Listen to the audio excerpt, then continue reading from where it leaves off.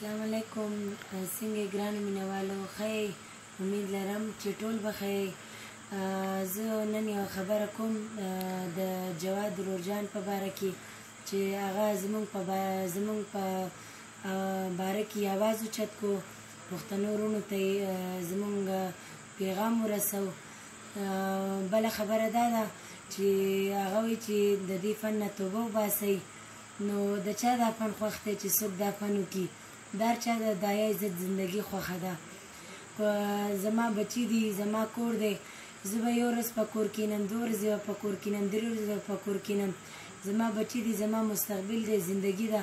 زما سره وسیله نشته دی، زما د کرای کور دی. کوئی زما پښتانه وروڼه یئ چې تاسو ما سره ودرېږئ، تاسو ما سره هیلپ کوئ، تاسو ما سره مدد کوئ، نو بالکل زه ستاسو هرې خبرې ته تاسو غاړه ږدم. تاسو ته پته ده چې نن سبا کې زه په خپله باندې په خپل ټینشن کې یم. زما د خپل خاوند سره کیس روان دی.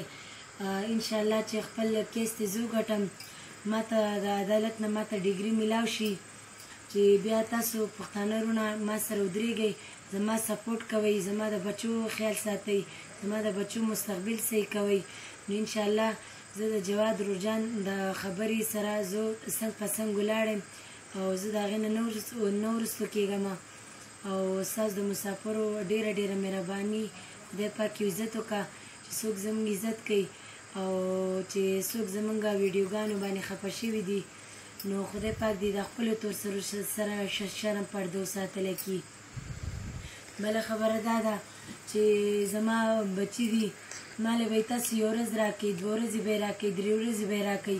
زما داسې یو اسره وسیله نشته دی چې زه هغې ته زه په تمه باندې کښېنم چې راشه ما له به سبا له دغې طرف نه ما له به راځي. زما خو داسې څه ځوان هم نشته دی چې زه وایم چې راشه دا زما ځوان دی، دا به خدای پاک غټ کړي او زه ما له به سبا ګټه وټه کوي. نو هغه خو زما دواړه چې دي، زما دواړه تورسري دي، زما دواړه لوریانې دي. جواد دروغجان زما په باره کې آواز اوچت کړی دی پښتنو وروڼو ته، او پښتنو وروڼه چې ما سره کم هم ښه کوي، نو چې څوک هم ما سره ښه کوي، نو خدای پاک دې د خپلو تورسرو دې خدای شرم پردې وساتلی کړي او خدای پاک دې عزت وکړي. او انشاءالله بیا په دوباره لایف راځم او زه به بیا تاسو سره خبرې کوم. خو زما فلحال چې دی زما کیس روان دی، تاسو ته پته ده دې ټایم کې زه تاسو ته هېڅ هم نشم ویلی. او انشاءالله ما له لږ غونته کې ټایم راکئ او چې زما دا کیس خدای پاک هوار کړي، حل شي، نو د دې نه پس به انشاءالله بیا به زه جواد دروغجان سره کښېنم او بیا به زه د هغې. السلام علیکم. څنګه یې ملګرو؟ امید لرم ټیک ټاک وئ. الله هم خوشحاله را کامیاب اوسئ. ټول مسافرونه کو په کلي کو په بخر یې قدرمنو، تاسو د نیلم ګل خور د خبرې واورېدئ. د دې نه مخکې هم ورسره زما خبرې شوې وې، هغې ته ما وې نیلم خورې زه ستا ملګرتیا کوم، زه نه بلکې دا ټول ستا ملګرتیا کې، خو په شرط د دې کو ته دغه کار پرېږدې او په خپل کور کې خپل د حیا عزت ژوند تېرول غواړې. نو انشاءالله موږ به ټول ولاړو، ته به یو کس حالات کې نه خفه کېږي، ته به بالکل خوشحاله، ستا به ژوند ښه د خوشحالونو ډک وي، ستا به ژوند کې ډېر غټ سکون وي. نو هغې ما ته وي ټیک ته بالکل ولې نه صحیح ده.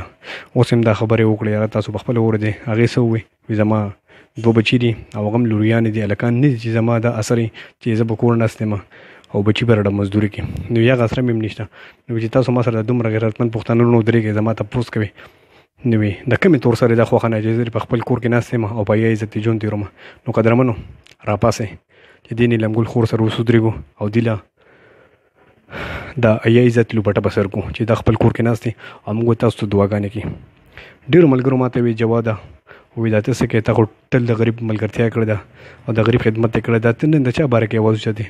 نو ما ورته نه وروړه، زه د هغه خلکو باره کې اواز نه اوچتوم چې هغې د ډانسونه کې ګډېږي چې نه، دې ته ما دا خبره کړې ده، که ته دغه کار پرېږدې نو زه ملګرتیا کوم. نو الله دې نیلم ګل خور خوشحاله کړي او الله دې وله ډېر عزت ورکړي او الله دې کامیابه کړي چې هغې زما خبره ومنله. وایي جواد ورور زه تا سره ولاړ یم، زه ورستو کېږم نه، خو زما به تپوس کوي. نو زما پښتنو وروڼو راپاسئ، قسم په خدای چې صحیح جهاد دا دی چې یوه تورسرې د غلط ځای نه مونږ منې کړو او په خپل کور کې کښېنو او د حیا عزت لوپټوله په سر کړو. نو راپاسئ زما وروڼو چې دې له لوپټه په سر کړو، په خپل کور کې ناست دی، د خپلو بچو خدمت کړي او خپل مور پلار سره په حیا عزت سره ټایم تېري. نو راپاسئ زما وروڼو چې یو موټی شو او دې خور له د حیا عزت لوپټه په سر کړو. او قدرمنو د الله درزه پر ماته ډېرې دعاګانې کوي، سپیشل دعاګانې کوي، کو مسافر یې، کو په کلي یې، کو زما خویندې، زما میندې، زما وروڼې ماته ډېرې دعاګانې کوي چې الله تعالی زما نه داسې ښایسته کار اخلي، الله تعالی زما نه داسې ښکلی کار واخلي چې الله رانه پرې خوشحالي او داسې تور سرې زمونږ د وجې د غلط ځای نه منې شي ډانسونو شوګان او په خپل کور کې ناستې په عزت سره توبه وباسي. نو هر ځای کې چې خوشحال آباد اوسئ، موږ په دعاګانو کې سپیشل یاد ساتئ. والسلام.